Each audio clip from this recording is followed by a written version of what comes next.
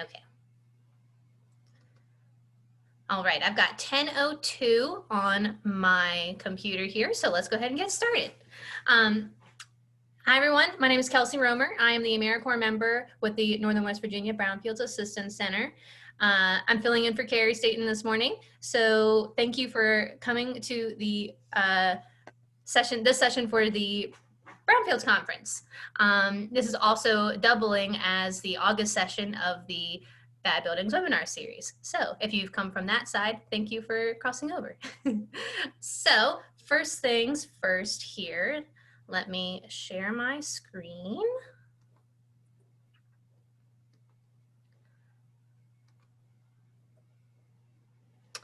Okay.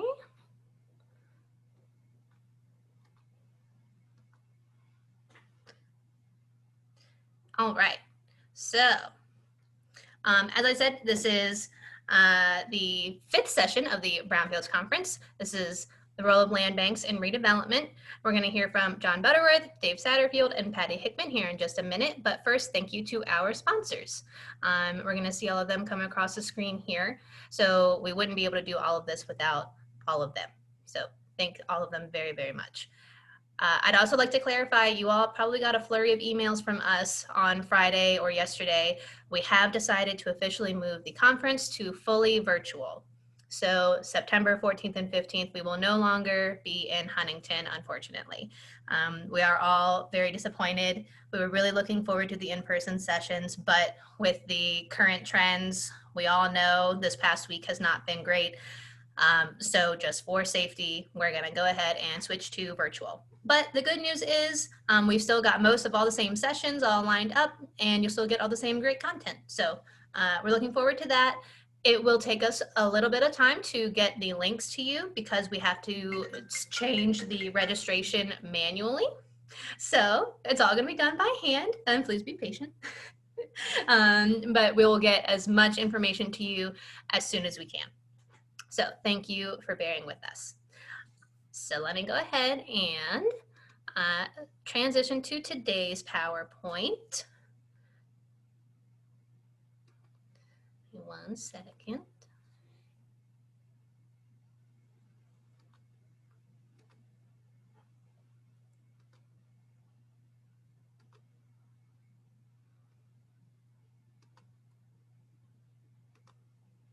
Okay, and then I will go ahead and turn it over to Miss Patty Hickman.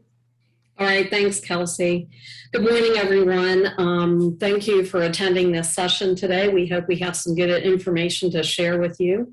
I'm the Executive Director for the West Virginia Land Stewardship Corporation, and I'm going to be speaking on the statewide land bank that was established through our legislation when we were created. Joining me will be John Butterworth with the City of Charleston, talking about their land reuse agency, and Dave Satterfield, who's at WVU, but he's the chair of the Land Reuse Agency in Morgantown, West Virginia. And they're going to give a couple of very different perspectives on how a local land reuse agency can be used to benefit property reuse. Next.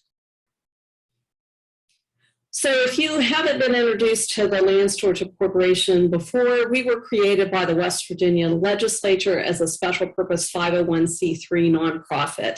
And one of our mandates was to create a land bank that would facilitate reuse of commercial and industrial properties and provide long-term management for legacy environmental concerns on those properties. So our focus has been mainly on properties where the prior use could have created either contamination or the perception that the site is contaminated from that use. There are other times that we can get involved with properties. Doesn't just have to be an environmental concern. It might be a property where the repurposing is challenging based on the location, or it might be a property that has been in bankruptcy or tax delinquency. Next. So what would be the benefit of a land bank? And I think this kind of applies more generally, but specifically to what we do with our land bank. If you are a current owner, you may not have access to funding sources that we have access to as a 501c3 nonprofit. So we also have, the ability to do environmental assessment and cleanup. We can do planning for the site. We can install infrastructure that may be needed or upgrade it. We can relieve you of the burden of dealing with environmental problems that you may not understand or be familiar with. And we are qualified to manage the project to meet all the legal requirements and to protect human health. Next. So if you're a prospective purchaser or developer, you can avoid liability for historic uses of the site. We typically would take a property through a Brownfield program or the West Virginia Voluntary Remediation Program that would provide that liability relief to a future user, and you would get access to a property that's already prepared for development. Next. To the community, it kind of allows a community to protect its green spaces by reusing properties that have been used in the past. There may be potential increase in taxes for the local government just by getting the property repurposed, removes blight, and you may have a ripple effect of economic development. Repurposing a key property that's quite visual in the community or an important piece of the footprint can lead to other economic development potential. Next. So if you are somebody out there and you're trying to figure out, is the Land Stewardship Corporation Land Bank, a good place for us to turn if we're trying to repurpose a property, there are some very high potential properties, and I'm going to talk about, what are the most desirable features first, or the ones that would most attract us. That's not to say that we wouldn't look at other properties, though. So if you've got a problem property, we are a good place to come. Is it vacant? Has it been that way for a long time? Do you have dilapidated structures and it's really uncertain what needs to be done with them? Can they be repaired? Do they need to be taken down? Is the property contaminated? And I mentioned tax delinquency before. And does it have good redevelopment potential? That's really pretty key. Is there a way to repurpose the property? Is there somebody already interested, but they're just hesitant to take it on because of the problems it presents? Is there a local plan that this property could fit into as far as getting it repurposed? Is there a way to acquire the funding to help get the property to where it needs to be? Next. So I mentioned, does it fit in development planning? Is it critical to an area that a community has a plan for? Is the community engaged? They're really interested in seeing the property repurposed, or they even have ideas for how it can be repurposed. Will the redevelopment help with job retention or creation? Is it accessible?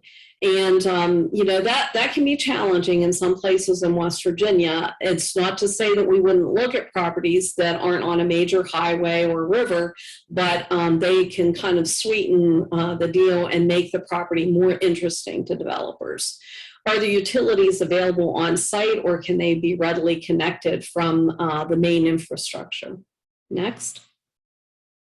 So I wanted to go through just a few example properties that we've been working on to give you some ideas of what they might look like and what the issues might be. Next. So the first one, if you've heard me speak before, you were at the conference last year, is what we call the Smokestacks property. It's a small parcel within the larger Morgantown Industrial Park. And if you're familiar with Morgantown, the two things, they have an industrial park, with active businesses in it. It used to be the site of the old Morgantown Ordnance Works during World War II and after. If you drive down Don Knotts Boulevard in Morgantown, you will see these stacks across the river. They're quite visible. The structures that are still standing on this parcel were a former water filtration plant with storage basins, and then the power plant structure with the stacks and the building that was associated with that. Next. So the owners of the industrial park have kind of had a vision for what to do with this parcel, but the cost of taking care of the problems on the site have been pretty prohibitive for them to take this on all on their own. So the demolition exceeds the value of the property. The site is contaminated because of the past operations, and these issues need to be addressed for somebody to move forward with development. Next. So what has been our role with the property? Initially, we used a Brownfields assessment grant that we received a couple years ago to do some assessment of the environmental conditions to better understand what they were. We acquired the property in 2019 and applied for a cleanup grant based on the contamination that was found at the site when we did the assessment. We will ensure that we get the site remediated and do that in compliance with any federal or state requirements and get the property ready for redevelopment. Next. So what is the vision? This property is in a fabulous location. It's on the Monongahela River. The owners of the industrial park have barge access and a barge loadout area. They have rail access, and there's a proposal to install a new interchange on I-79 that would provide direct access into the industrial park. So a real need that they see is that they need a transfer and storage hub for the industrial park. Right now, as stuff comes in off the rail, I mean, they're trying to immediately get to one of the businesses, or if a business has stuff going out, there's kind of a rush to get it out while the train's in the area. And if they had this transfer facility, it would make it a lot simpler, and all of the businesses in the park could use that transfer facility. Next. So another property that we've been looking at, it has been, I will say, a real challenge, and it's not resolved yet. It's 40 plus acres in a rural part of the state. It's not real far from the interstate, but far enough that it's not going to immediately come to a developer's mind. It's probably about 12 miles from the interstate exchange. The plant closed in 2012 with a loss of 80 jobs. And has been sitting basically vacant ever since and unused. There are still structures on the facility. These are power plants inside one of the large buildings. There's other infrastructure still in place, some of which is in great condition, some of which is in not so great condition. And the adjacent properties have some recreational use potential. I will say that there are surrounding facilities, not on the main part of the property, but adjacent to the river that it's on, that are still used by the utility. So there is some infrastructure that has to stay in place. Next. So obstacles, the cost of demolition, again, would exceed the current property value. It's in a very rural location. So that's not caught the eye of developers. It's not that the utility hasn't tried to, find somebody that would be interested, but it's a bit challenging. The property is also fully within the floodplain.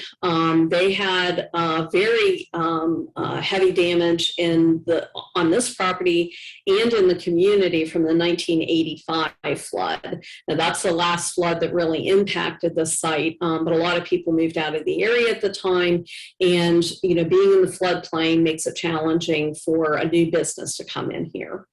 And local authorities, it's really not their business to try to address the environmental concerns, and repurposing has been a challenge for them as well.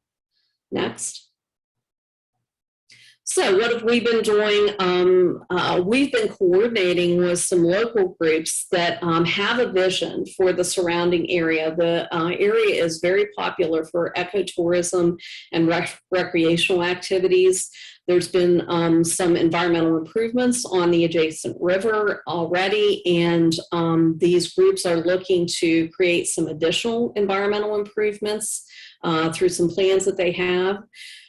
We used a combination of a Rockefeller Foundation grant and a small amount of our Brownfield assessment funding to develop a reuse plan with that, broader vision in mind of how the property can be repurposed and fit in with the community. Our vision is to acquire the property. We are currently looking into that. We would assess the environmental conditions. There's some information known about the site, but it's not been fully investigated. And then based on whatever those environmental conditions are, we would seek funding to remediate the site, renovate what can be renovated, demolish what needs to come down, and get the property repurposed. Next.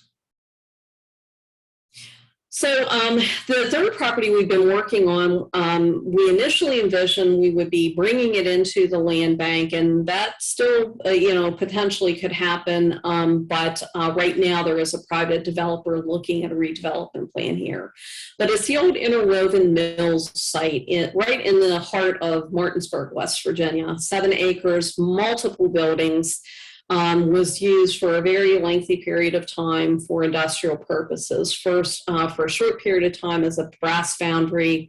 They had just a couple of years where there was insecticide manufacturing going on, but for the majority of the life, it was a textile mill and closed in the 1970s. So there was a total of 23 buildings constructed on the property. 17 are still standing. Most of them are vacant, although some of them have businesses in them. Next. So a huge obstacle for developers looking at the property has been that many of the buildings contain asbestos materials just based on the age of the construction. There are contaminated soils from the historic operations that occurred there. Groundwater has not been assessed yet. That still needs to be evaluated to see if it's been impacted. And several of the buildings are in poor shape, and they're probably going to require demolition. They're not going to be able to be renovated and repurposed. Next. So what we've done to this point is provided some technical assistance to the city of Martinsburg to understand the site conditions. They had a brownfield assessment grant several years ago, and a portion of the funds were used on the site. That's when an earlier limited phase 2 was conducted, when the asbestos was discovered in the building and those kind of things. But they didn't have the information kind of handy and readily available. Plus the city had some new folks in place, and they weren't quite as familiar with the work that had been done.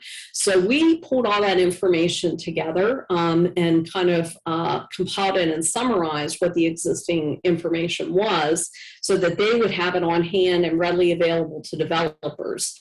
The other thing that we did was, based on the information that was known about the site conditions, came up with some estimates of what the cost would be to try to address those environmental concerns. And again, they're very rough estimates because not all the conditions are known, but it gives developers some kind of a starting point, because that was when we were in conversation with the city and with some of the folks that were looking at the site potentially for development.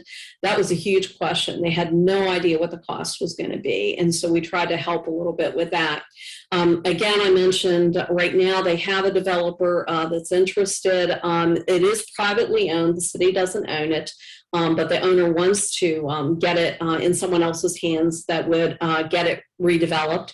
The development envisioned is probably either residential or a mixed use for the property, just based on the area needs and what would go on. That would probably be the best benefit.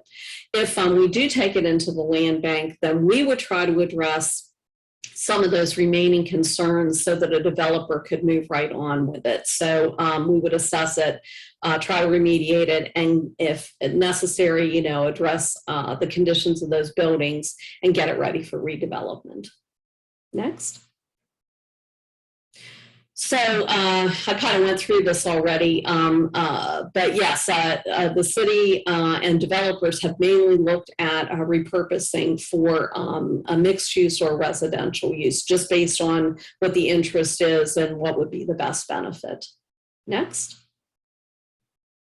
So I mentioned what we've been working on currently and what our main mission was as outlined in our legislation, but we've been approached by several folks to take a look at what additional potential we have for repurposing properties. So we've kind of become involved with some organizations in the state that are working on abandoned properties and dilapidated structures, particularly residences.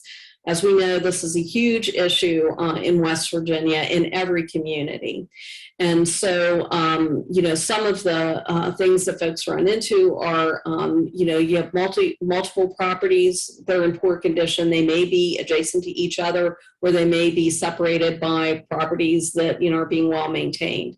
You get unsafe structures, they may have environmental problems such as asbestos in the buildings.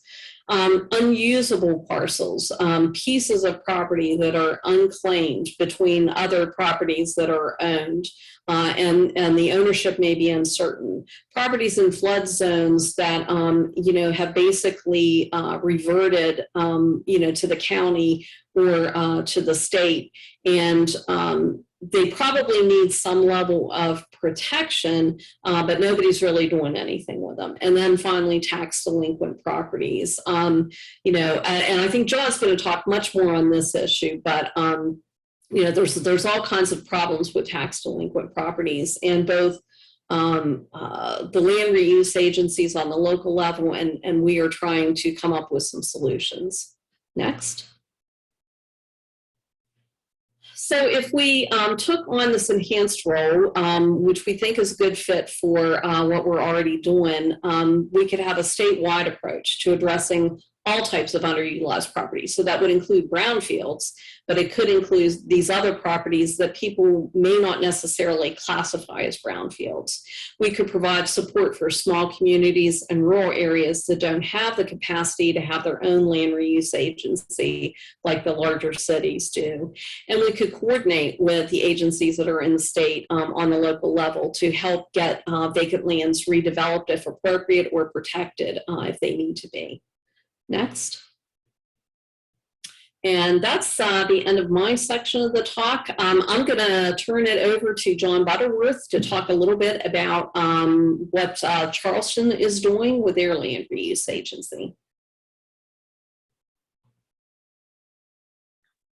Thanks so much, Patty. Thank you, Kelsey, for pulling up the slides. Hi, everybody. Again, my name is John Butterworth. I'm a planner with the City of Charleston Planning Department. And I guess for better or worse, I've been helping out with our land reuse agency, providing staff support for the past couple years. And I guess I just wanted to give you all a snapshot of why a land reuse agency came to be one of the necessary tools that Charleston felt like we needed in our tool belt, and explain some of that rationale. I suspect that much of what I'm about to say will be very familiar to our friends and other communities in central and southern West Virginia. Our good friends like Dave and other folks in the northern part of the state that are experiencing more growth or less population shrinkage in certain communities. I'm sure Dave will talk about this, will have very different reasons to have land reuse as a tool in their community. But basically for Charleston, why we knew that land reuse was a necessary part of our toolkit, we are experiencing population decline. It's no secret that the larger economic forces of our national and international community have definitely put Appalachia on notice. And so decline in coal and the recent slump in gas production and those sorts of things has definitely affected Charleston, because Charleston for decades was the community that housed all the lawyers and accountants for those major industries. And so, while we still have more than our fair share of attorneys in town, there's definitely been, constriction in that part of our economy. Of course, West Virginia is an aging state. There's a lot of reasons behind that. But as we get grayer and those folks age out of home ownership, that's something that has definitely affected Charleston.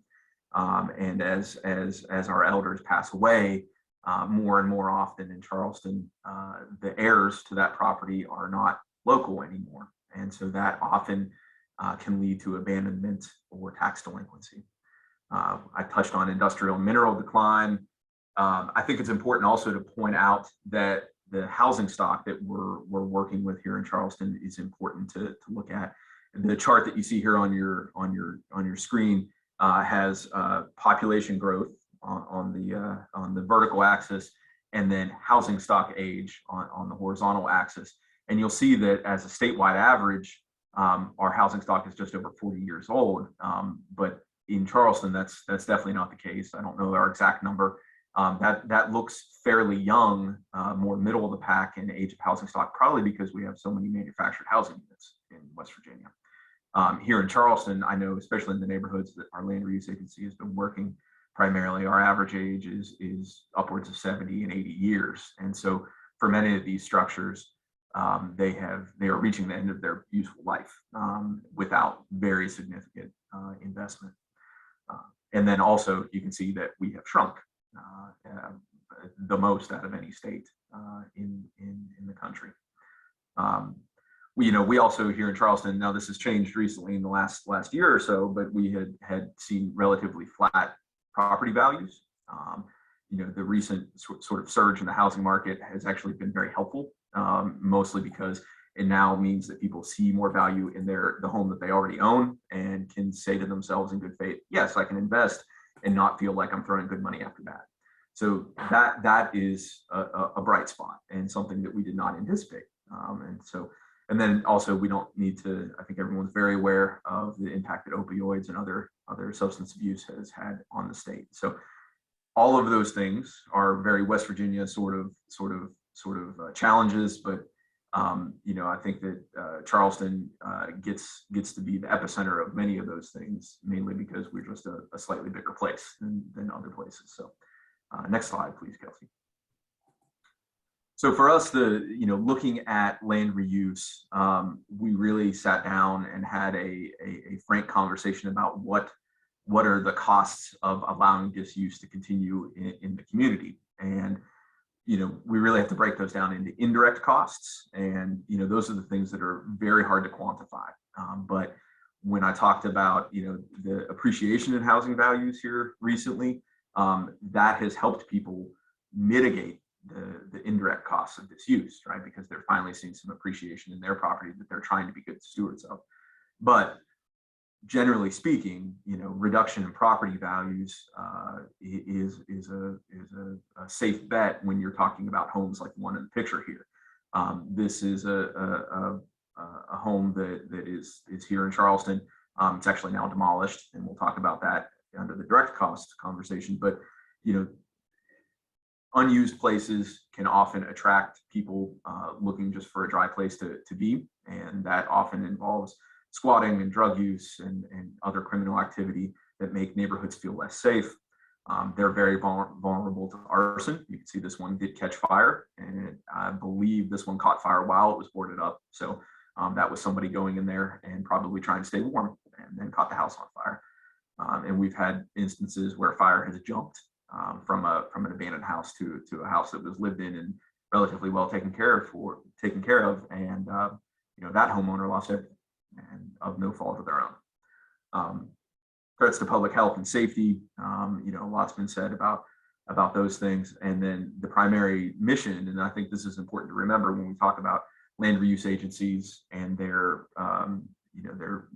enabling legislation, the main thrust of land reuse agencies, at least in principle, is to return property to the tax rolls, because these properties as they sit are almost always lost opportunities to gain the legitimate revenue that the community needs to operate, to pay for the police and the fire and the street department and to plow roads and fund our schools. So whenever we let property go fallow, we're essentially concentrating the burden of maintaining our public services on fewer and fewer people. And that, to me, philosophically, is something we really need to fight against. We can't accept that the pie is shrinking.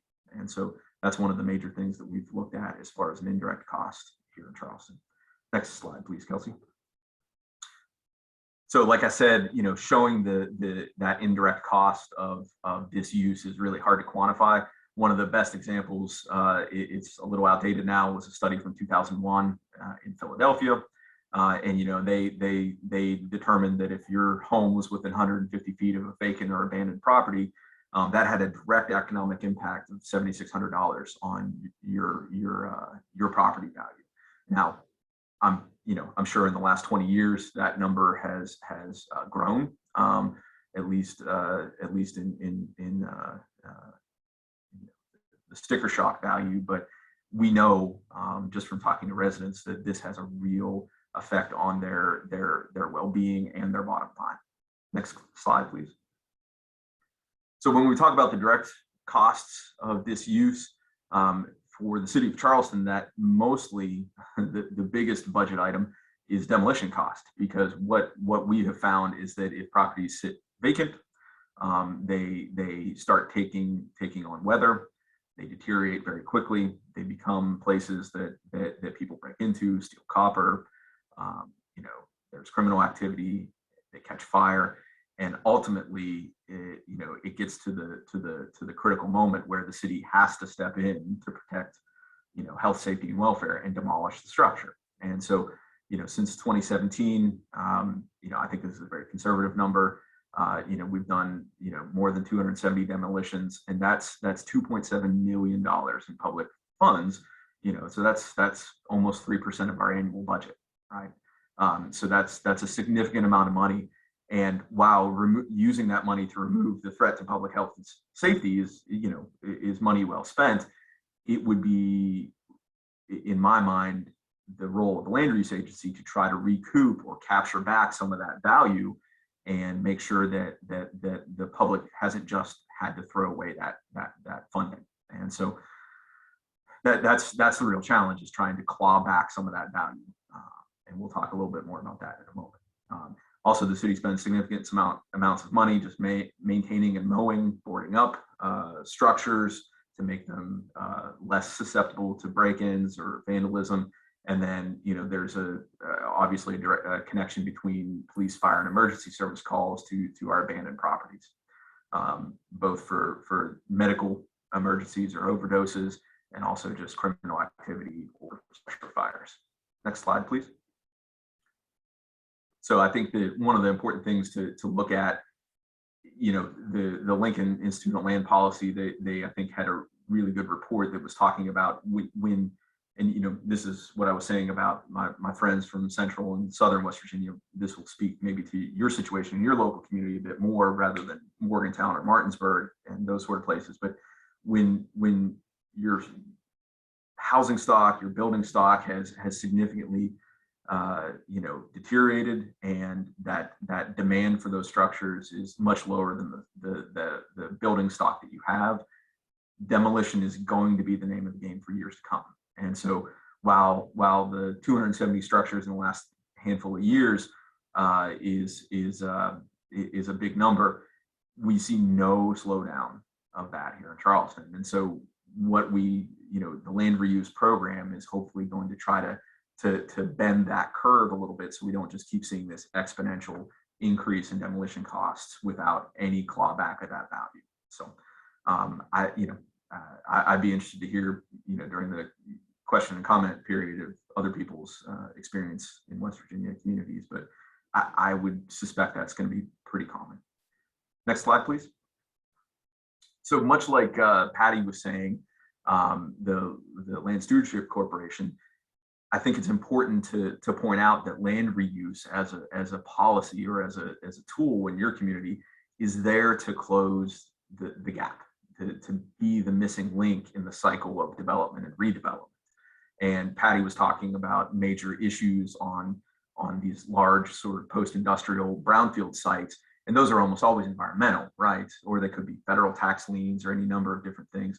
But when we look at the small residential parcels, that mainly that's what our program is looking at here in Charleston, the barrier to redeveloping that property, they can be a multitude of things, but without land reuse to address those, the property will continue to sit, mainly because we don't have enough growth pressure to make a developer come in and see the value. Much like Patty said, many of these properties are underwater or have negative value in their current state. So the land reuse program is hoping to close that gap. And so we can't expect our development community, and they won't, and they haven't. They're not going to come in and work on a property that doesn't have the potential to make a dollar. And so, be that as it may, land reuse programs are going to have to in some ways, solve those issues, spend that money to close the gap. And I think it's really important to emphasize that these are properties that the private sector cannot address, will not address. And so I know that some conversations I've had, some folks have said, well, the city just wants to get involved in development and get their slice of the pie. And it's like, well, no, if a private developer has interest in the property, that means the land reuse agency is not interested in it, right? Because there is a path forward there.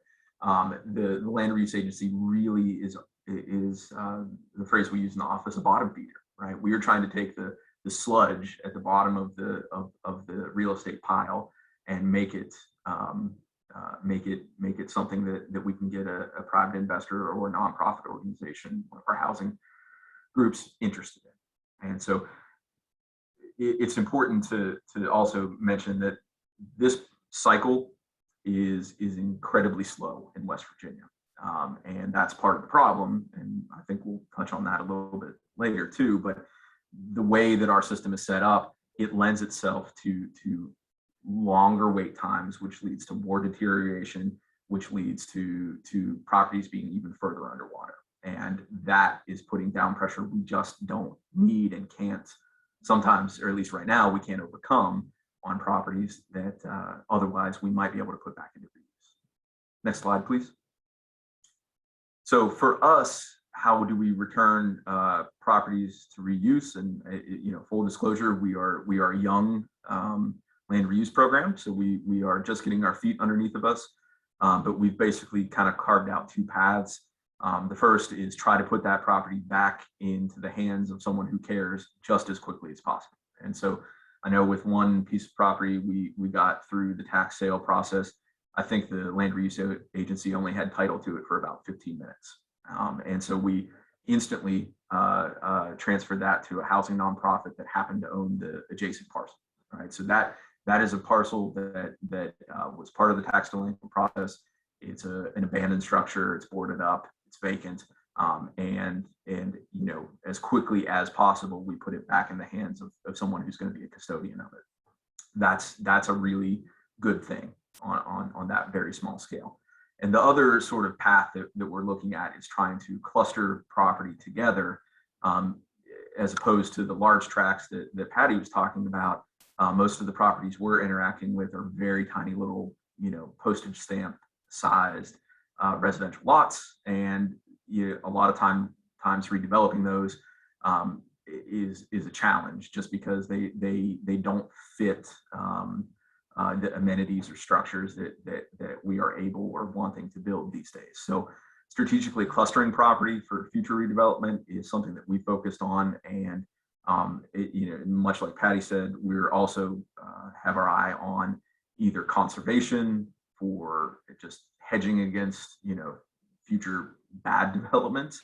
Got an area where we actually closed a road to vehicular traffic because of major stability issues. The road looks like a staircase, and we're now trying to acquire property in that area just simply because it would be a very bad decision to try to develop there. And if we can pick it up for pennies at the state auditor's office through their tax sale process.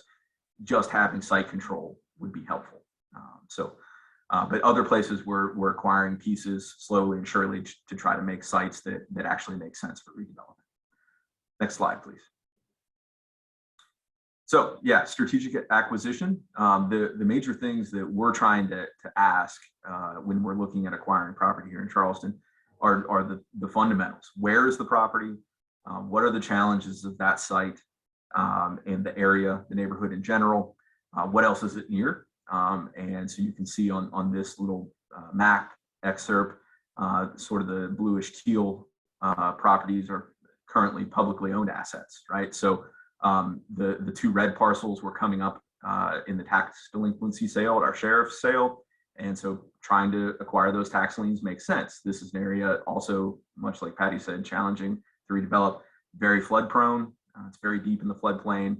Many of these structures, actually the building footprint layer is old. So there are many fewer structures than it looks like on that map. And they don't have a lot of life left in them just because of the challenges of deterioration in the neighborhood, the flood prone nature of that street. And clustering property in this area together, actually the largest teal tract there is actually currently used as a community garden by West Virginia State Extension Service. So clustering property here, we might be able to actually build on a current sort of, conservation use or recreation use in that area. And so this has been an area that we've tried to pick up property. But the other major question, and this kind of gets to the crux of it, is who might want this property? Our land reuse agency board has been pretty hesitant. We don't want to become a landlord. We don't want to become the problem. We don't want to be bad stewards of property. So, identifying who might want this parcel as soon as possible, perhaps even before you go to acquire it, is going to be an essential part of the conversation. Next slide, please. So as far as disposing of property, the city of Charleston, and the land reuse agency, they have really emphasized that the way community redevelopment had been done in Charleston in the past is not something we want to replicate. For those familiar with the era of urban renewal, Charleston definitely is part of that history. Large parts of downtown Charleston were raised, and in the early 1970s, there was significant community pushback against that.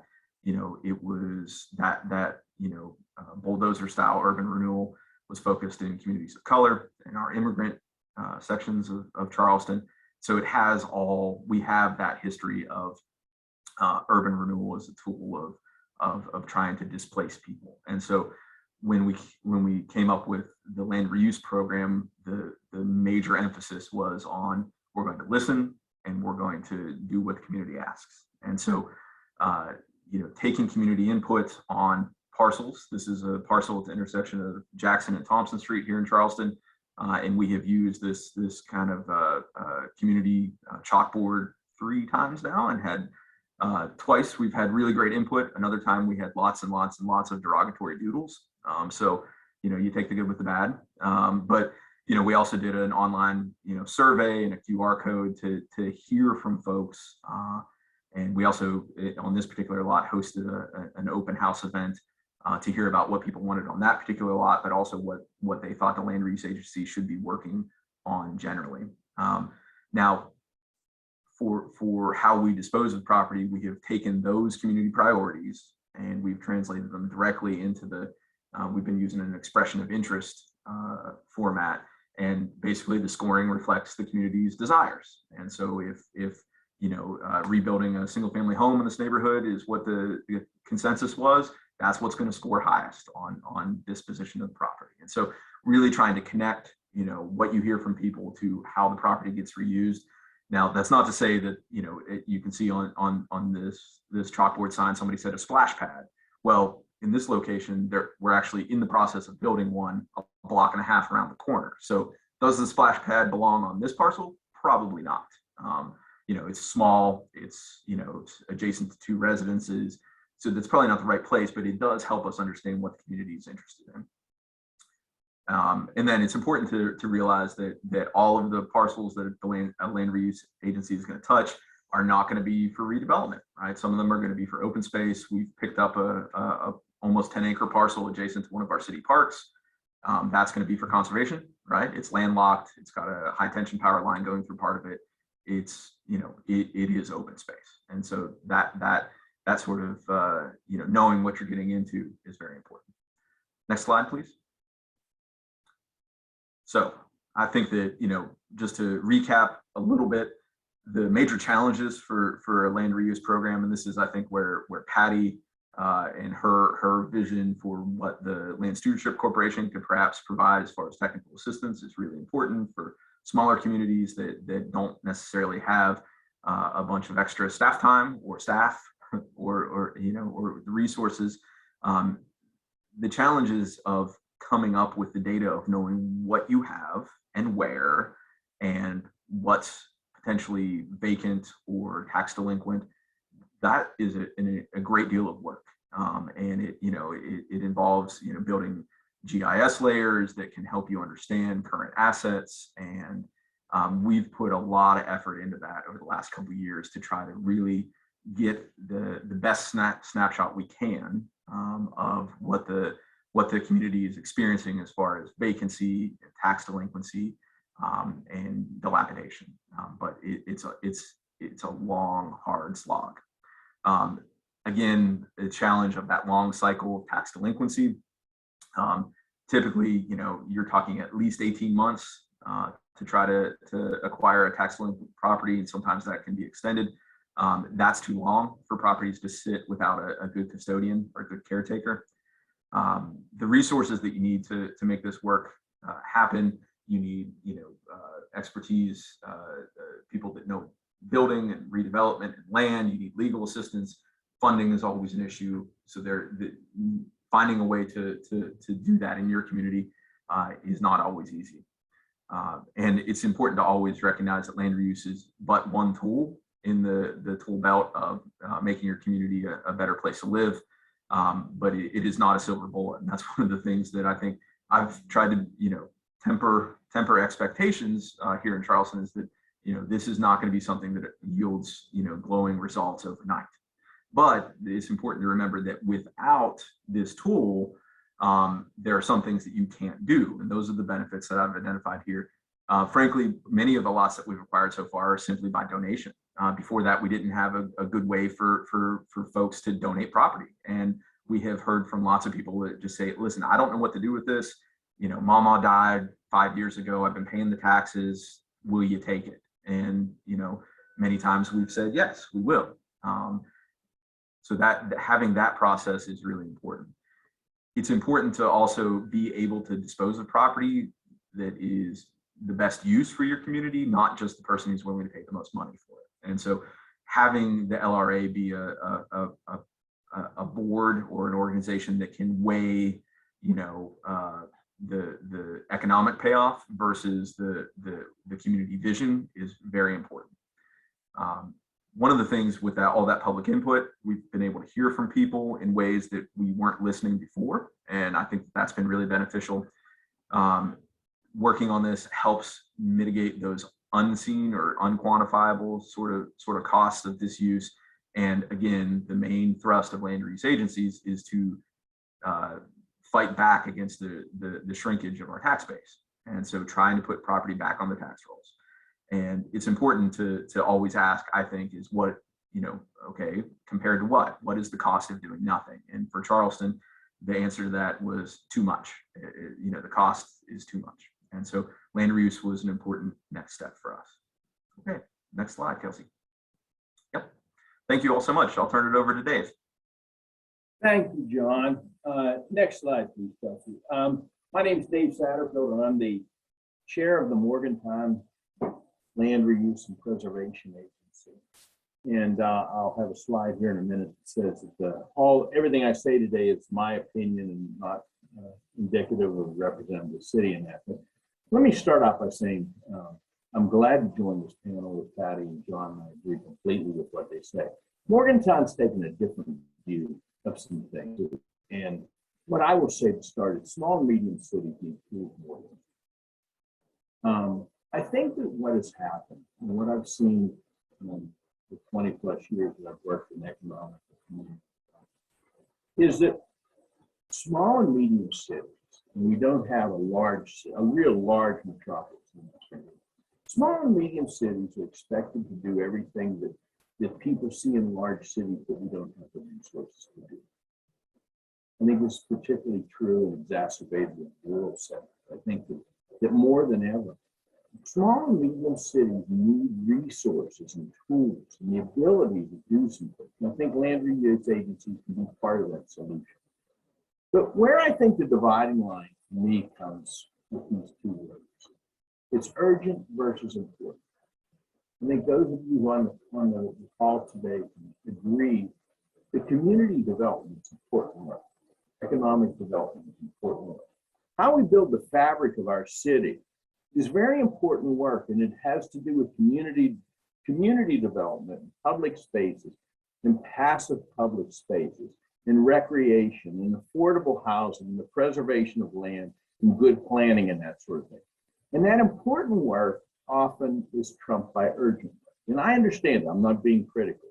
But when you look at public safety, fire life safety concerns, roads in good maintained, well-kept roads, infrastructure, the opioid problem, what happens is oftentimes small and medium cities are forced to deal with the urgent matters, and we never get a true chance to deal with the important.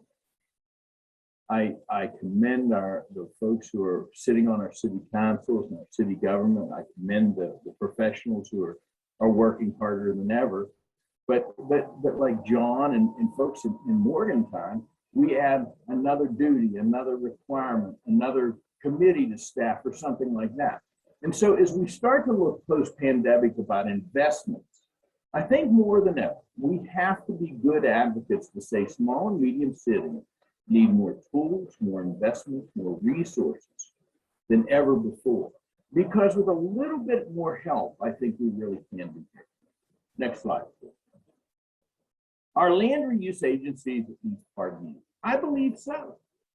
I look at government, and particularly city government, as we have responsibilities, and they're in a group of blocks or silos, but the silos don't touch. I believe the land reuse agencies can hopefully be some of that connecting tissue or some of those connecting agencies, or at least the common table. We can have conversations about community development, land reuse, blight, and how we want to make our city the most vibrant. Next slide. So in Morgantown, I certainly hope the answer is next slide. Again, I'm a citizen chair of the Morgantown Land Reuse Agency. I don't pretend to speak for the city or purport to speak for the city. And all the comments and opinions that I'm going to provide today are mine. Next slide.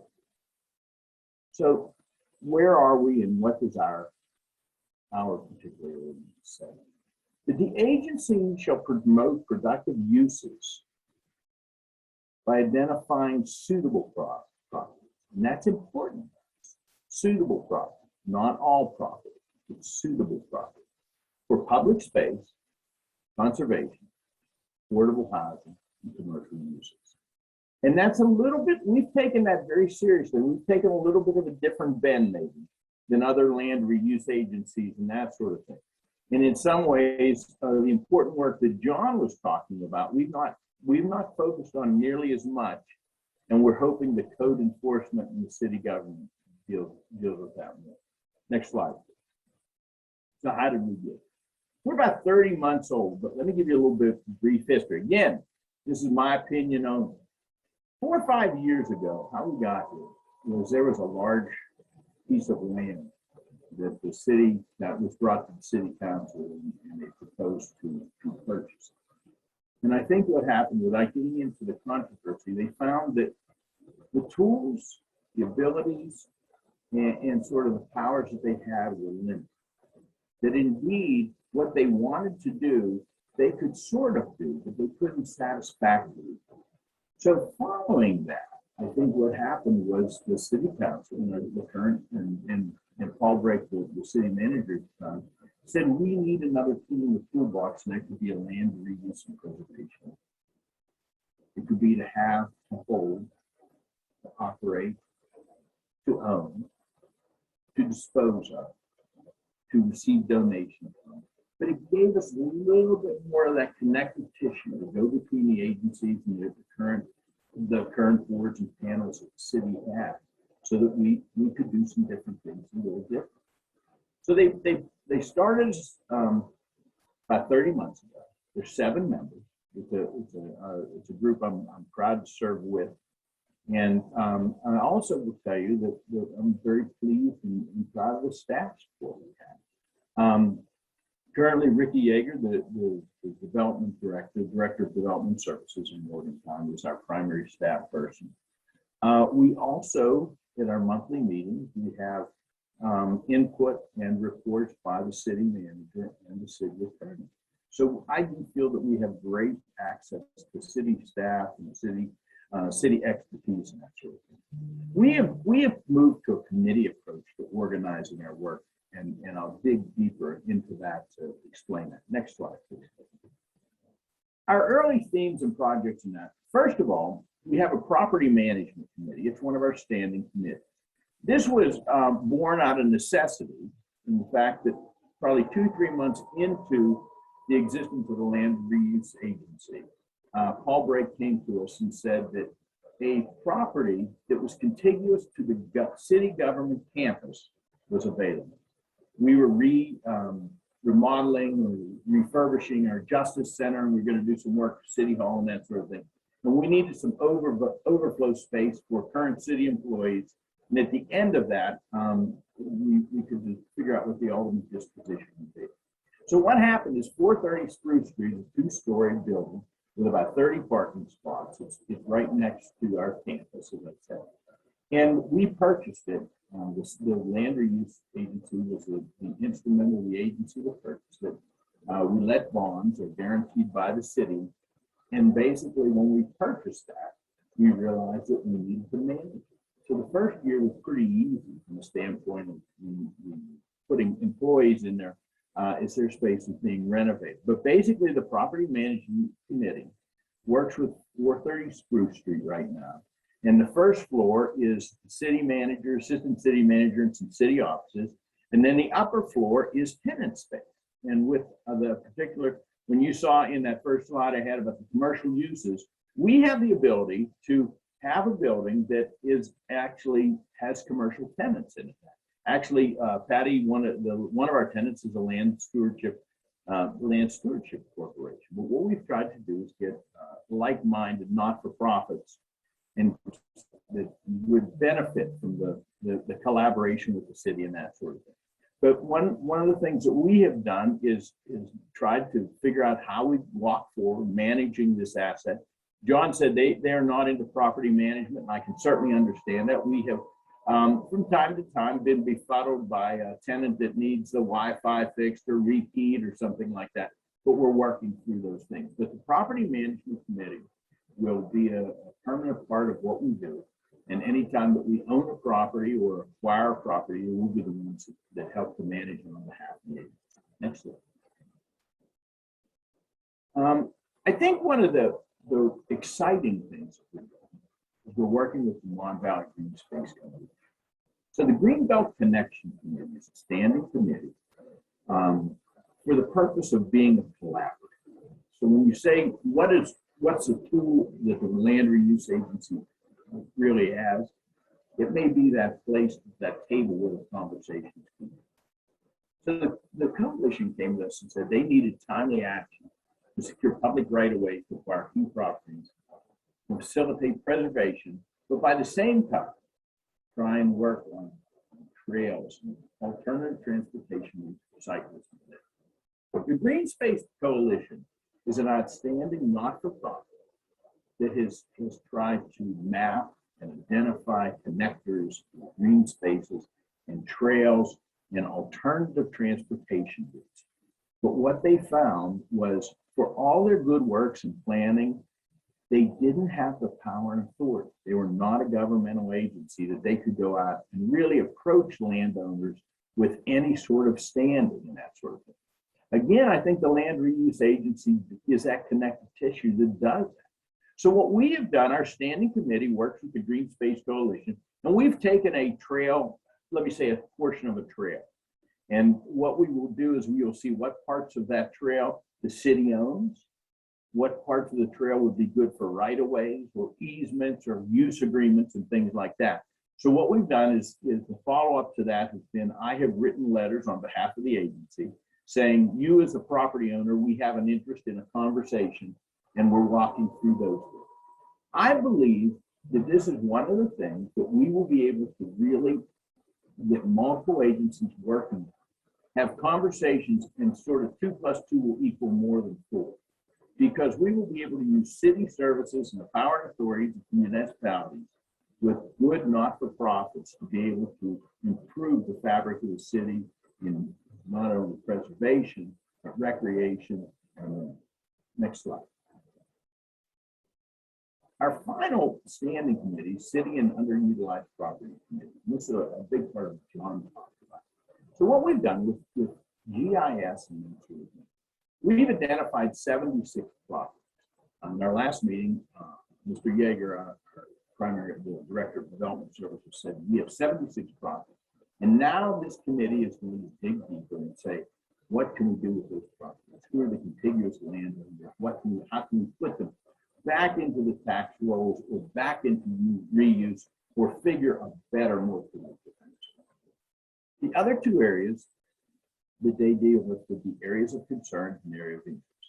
This may be a little further afield than some land reuse agencies, but it's the type of thing, areas of concern, I would just say that, Morgantown has a very active real estate market and program and that sort of thing. But occasionally when we have some problems, Matt, this committee can quietly look at areas of concerns, properties that may be on their way to being blighted, groups of properties that may be of concern and that sort of thing, and see what the best appropriate course of action may be. And then the second would be areas of interest. And I guess the example I would give there is South High Street in Morgantown. That as you look at, there's some vacant lots now, there's been some demolitions of some vacant lots. There's some underutilized properties and there's some transitional properties now. And really, we don't want to own that conversation. We want to be part of the conversation and say, what's possible? What opportunities are? How can we make sure that our city is vibrant and being attractive to folks? And what's the best way? What agency should we involve in this? Next slide. The final thing we do is that we have submitted items. The application process is still being fine-tuned. Next slide, please. But basically, we think citizens should be. If you said, I want to look at this dilapidated abandoned property in my neighborhood, I have a thing that John said, mother wants to donate or something like that. But when an opportunity is presented to us, we do 2 things. We look at the level of sufficient interest. Number 2, the suitable. Sometimes it just may not be suitable. As we make that initial determination, what we do is I appoint at least 2 agency members, and then the agency staff is appropriate. And we look and we make sure that we do the due diligence. We ask the questions. We work with the landlord because the application is pretty detailed. But if nothing else, citizens feel that we've really taken a good, sincere, honest look at the property about what the potential of that could be. It's the kind of thing that we do that in a quick manner, and then within a month they will come back to the body and report back and that sort of thing. But if nothing else, it's a community table or a front door that if you have an interest in trying to bring a property to us or an idea to us, that it will certainly get addressed. Next. Finally, again, some personal comments and some thoughts. The annual tax sale or delinquent property sale, we have looked at with our city attorney, with our city staff. with the sheriff, with the chief tax deputy. And right now, we are not accessing it. Again, these are my words and no one else's. I'm a fixture of government and believe very much in government. And I also believe in the rights of people who own property. Right now, this tax sale is cumbersome and does not afford us the opportunity that I think we can have. It gives us the right of first move refusal. It does not allow us to act quickly, act with any real determinacy for the agency itself in that sort.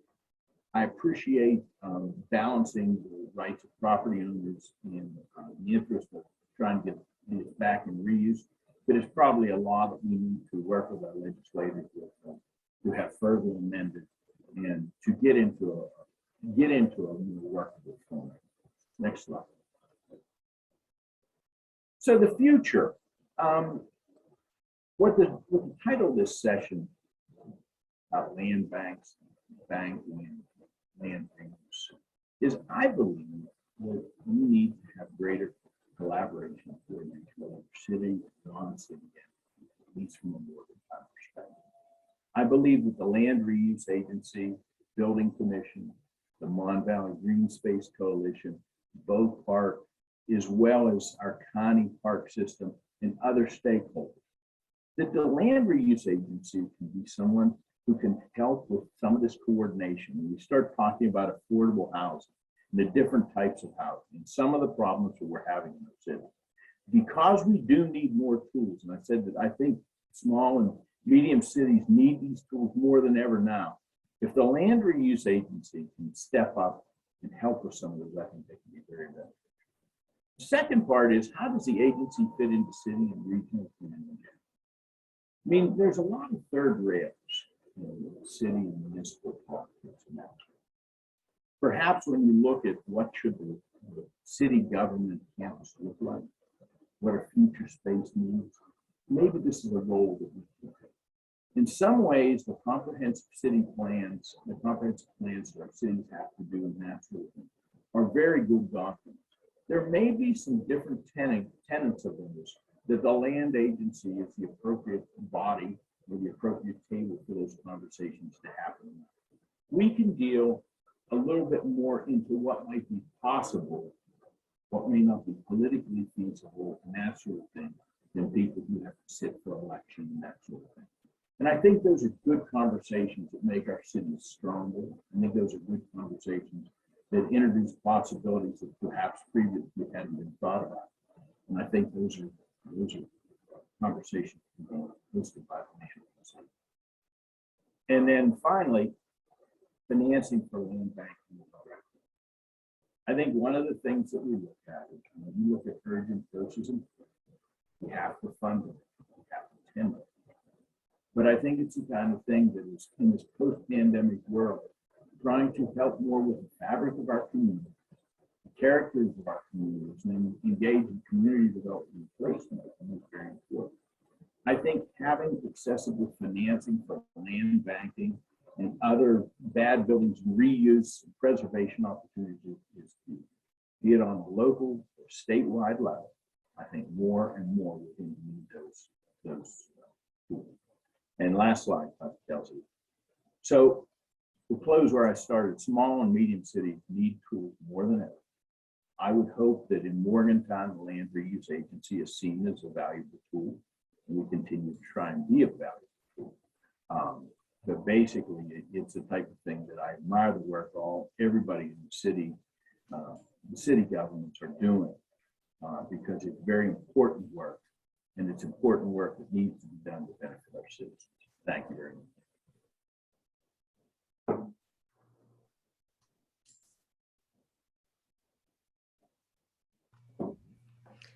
Perfect. Thank all of you so much.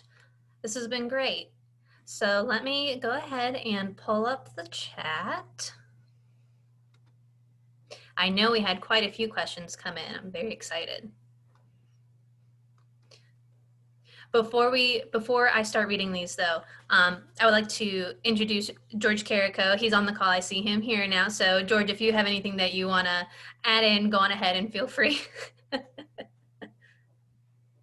I would just say thanks to all of our speakers. Really good information, and this land bank issue is all across the state. Folks are looking at it as another way to potentially tackle some of the challenges that they've got. There's a bunch of questions there, but I would also ask this question too. I was going to put it in the chat, but I'll just do it right now. Any advice for the really, really little small communities that we have scattered across the state that, they may only have a couple of issues with dilapidated properties or buildings, whatever, but they also have really, really small budgets and have no capacity whatsoever. So any advice you folks could give them, we would be greatly appreciated as well. So that would be my question to the group. I don't mean to call out Ann Cavalier, but she forgive me, Ann, but she sent me a message asking about Smithers, I think her home community, and I suggested, hi Ann, and you can chime in too, Ann, but my response to her was I recall, I think, being at a Bad Buildings Conference in Montgomery, maybe some time ago, or maybe since then, hearing about collaboration that Smithers and Montgomery have forged through intergovernmental agreements. It's, I think, important to point out that state code, the enabling legislation, specifically calls out intergovernmental relationships through memorandum of understanding, and I think that this is the spot, but I think the Land Stewardship Corporation could be in a position to hopefully provide technical assistance. We do need more technology. That's one thing that's been a huge time suck of mine personally here, trying to work in the city of Charleston. But if we could wrap our heads around the data and the information that we do have here in the state and make that standardized across communities, it would be a lot easier to answer the sort of, where are the properties, which ones are delinquent, okay, this one is in Smithers, let's figure out how we capture that for a community that doesn't necessarily have the resources to stand up their own agency. Right, I agree, John, and that is why we're collaborating with the Abandoned Properties Coalition and even the State Auditor's Office to look into, how can we make a statewide land bank, better support communities and their efforts to deal with these properties and structures, and what is that going to look like, and where's the funding going to come from, and those are all very important things. So I guess I would say maybe stay tuned, for, hopefully we'll be able to build into something a little bit better. There is a lot of interest statewide. There is a lot of support for the idea of, trying to address these issues, not just in the cities that have the land reuse agencies and those capabilities, but also for the smaller communities. And so I think we'll make some progress.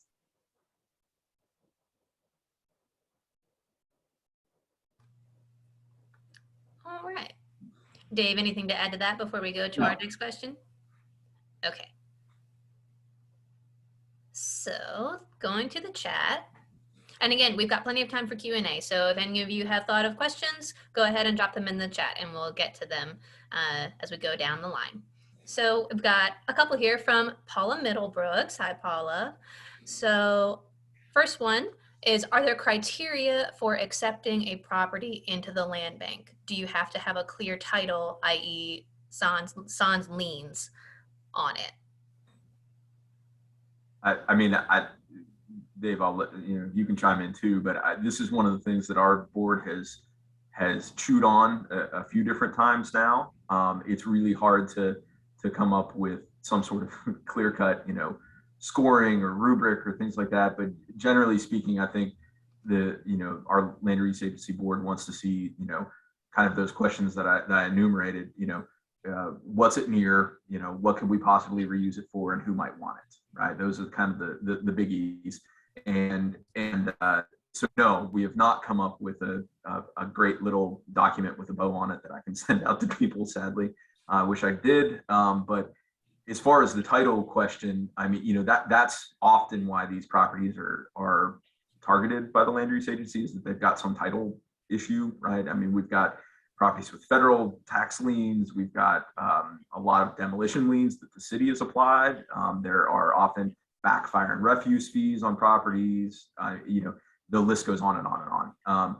So do we need clear title? No, not always. Sometimes, you know, we're working on one property where, you know, we've agreed to pay a very nominal amount to the owner, basically what we would have in it, trying to get it from the tax delinquency process. We figured, well, if this property owner is willing to just sign the title over, but part of that deal is settling up the liens that are on the property. So no, we don't always need clean title, and frankly, that's what the LRA is for, is to try to do that really hard work of, you know, scrubbing something clean, and that's not always easy. And I agree completely with John. I mean, we've been brought a couple subject properties that have had not only just title problems, but the debt and liens in that sort of thing. And part of it gets to be a suitability. And I think where we are as a group of lay citizens is, okay, what would we use it for? John said before, one of the things we don't want to do is make sure we're not part of the problem. So if we aren't sure exactly what we would do with it, or in the 2-3 year time frame, say, okay, I could see how we could put this back into reuse or whatever, we will probably take a pass on that suitability. And it's the type of thing, the way our application is set up, is that we have the ability, you could offer us a piece of property that you would like us to buy. And again, we'd have to go to the city council and ask for permission and funding and that sort of thing. But it's the type of thing that I think if there would be something that you could say, we're going to turn into affordable housing, or this is how it fits into this piece, or this is how it connects or finishes the trail. I think those become compelling arguments. I think just to have it is a thing that we have to watch out about, that we don't just become a sort of a bank of last resort.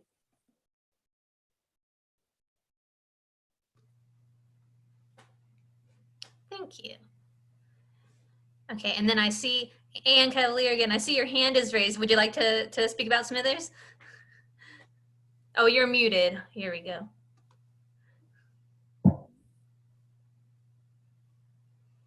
You know, you'd think after 1.5 years on Zoom, we wouldn't make that mistake, but we still do. So I want to step back to John and Patty and George's comments, specifically as they relate to small towns. Am I breaking up? Okay. So if you can hear me, somebody give me a thumbs up. Okay. Okay. So little towns do have those challenges. We have the challenges with money. That's obvious. We also have the challenge with talent and knowledge. So Montgomery and Smithers have come together. We have the Upper Kanawha Valley Strategic Initiative Council, and we're actually in a very interesting, I think, situation now. So comments will be helpful. We have the traditional old buildings that are not being used. And these are buildings that once were very viable, but now they belong to the grandson or the great-granddaughter, and they don't even live in the state of West Virginia. They have no idea what to do with these buildings. So both Montgomery and Smithers have those kind of buildings, but we also have large institutional buildings that we have to try to do something with.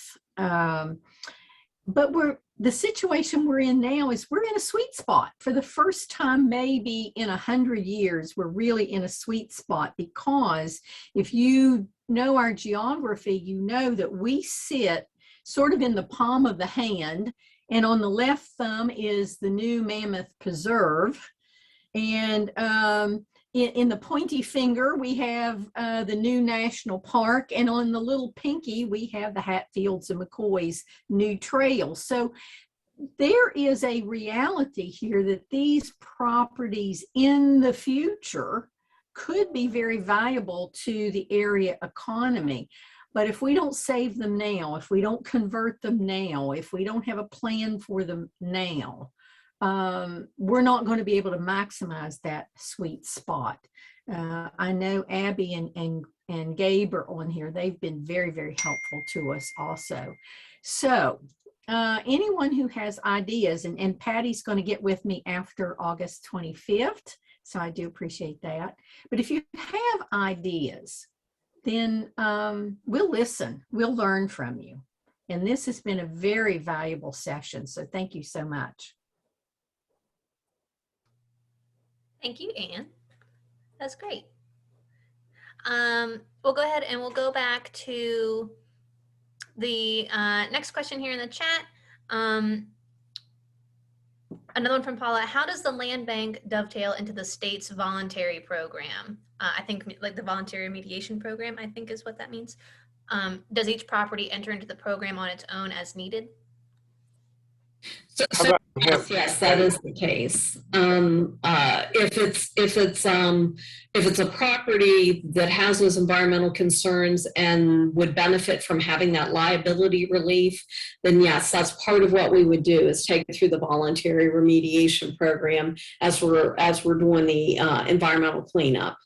So.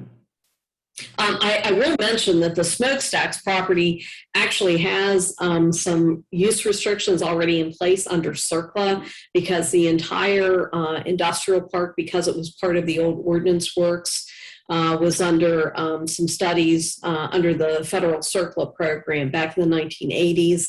And there were some controls put on the site at that time, which are still in effect and will remain in effect. They're part of the deed, the transfer to us.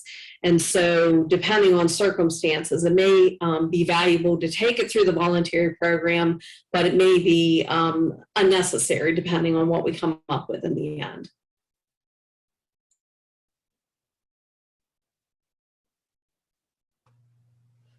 George, did you have something you wanted to add to that one? No, I was just going to say Patty would be the expert on that, and she took care of it. Perfect. Okay. So next question from Mr. Whitmore. Has the city of Charleston approved new residential subdivisions while at the same time demolishing houses?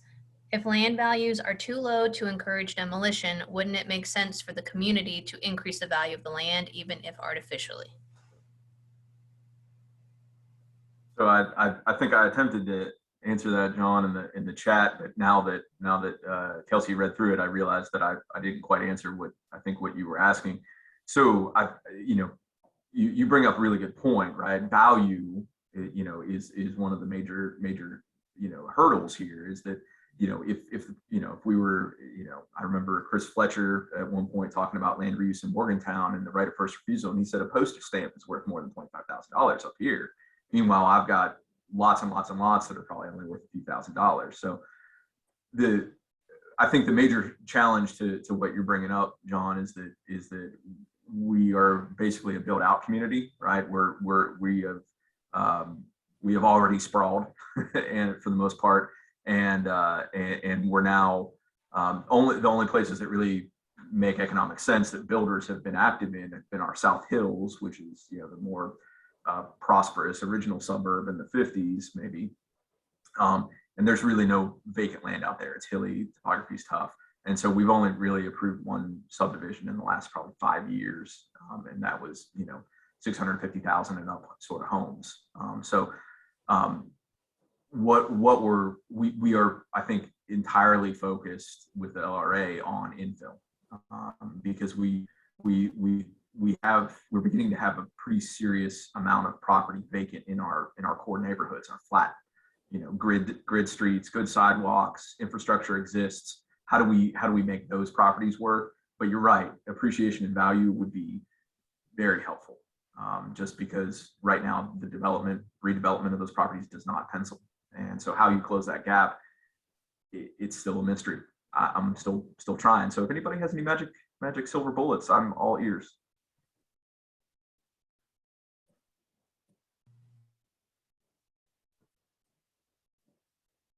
Any other thoughts on that one before we move on? I don't know that we have the authority to put a moratorium on building permits. That's a good lead question, John. Yeah, I don't know. Yeah.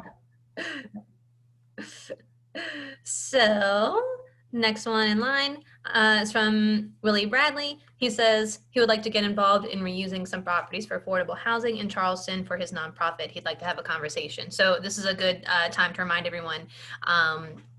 One, if you would like to drop your contact information in the chat, you can go ahead and do that so that people can reach out to you. That goes for the speakers as well as anyone here in the chat that would like to stay in touch.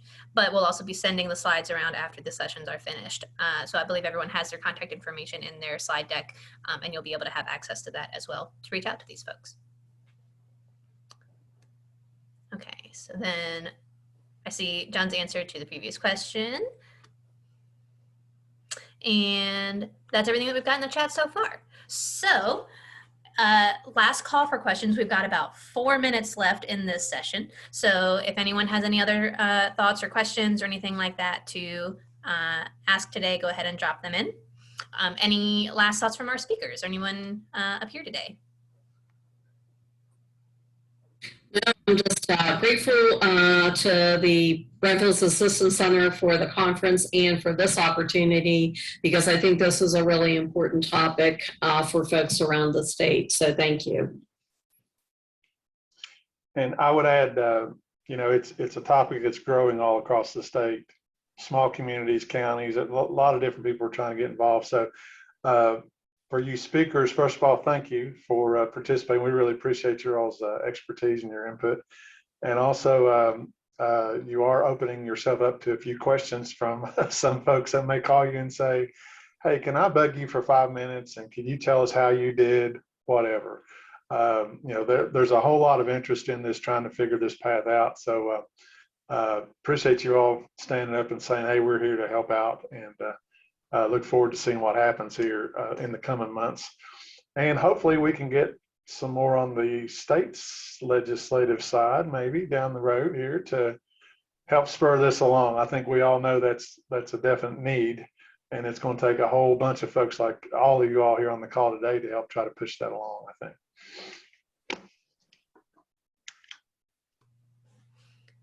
Thank you, George. Okay, so we've got some contact information going in the chat. So if you'd like to jot that down, go on ahead and do that. Before we close today, I'll mention to come back again this afternoon. We've got our second session today. It's going to be the Cabin All States panel, Cabin being the Central Appalachian Brownfields Innovation Network. We've got quite a few of the partners on this call as well. And you may notice a sneaky little Ewok hiding on my collar right here. The panel is going to be called Brownfields, A New Hope, and you may see some fun references that you recognize. So come back for that one. That starts at 1 o'clock today. And I don't see anything else in the chat, so I do think that we're good to go ahead and wrap up. Thank you all so much. Again, we really appreciate it, and we'll see everyone this afternoon. Take care. Thank you.